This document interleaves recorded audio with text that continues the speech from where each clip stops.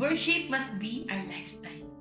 Ano nga ba ang karapat-dapat na paglilingkod sa Diyos? Ang ginagawa mo ba ngayong pagsamba ay kay lugod-lugod sa Kanya? Ako nga pala si Ate Roja. Halika, alamin natin kung ano ang sinasabi ng ating Panginoon.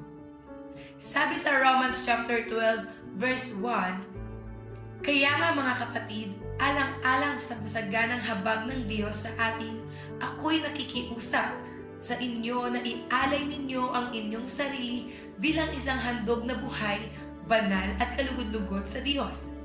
Ito ang karapat-dapat na pagsamba ninyo sa Diyos. Ang kausap ni Apostol Pablo sa verse na ito ay para sa ating mga mananampalataya na.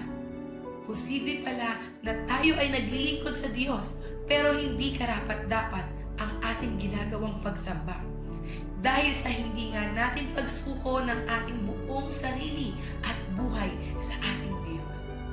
Kaya nga mga kapatid, sa ating paglilingkod sa Diyos ay hindi pwedeng kalahati lang, kapiranggot, tira-tira o paiba-iba ng pag-iisip.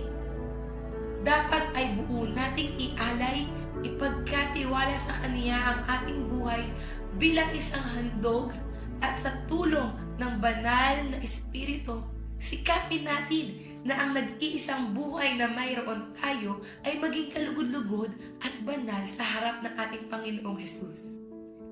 At ito ang dapat na pagsamba sa ating Diyos. Muli, hindi sa material o anumang yaman sa mundo ang hinahanap ng Diyos, kundi isang buhay na handog. Handa ka bang ialay ang iyong buhay para sa Kanya?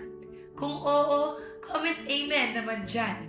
At huwag kalimutang mag-like at mag-share ng video na ito. And God bless everyone.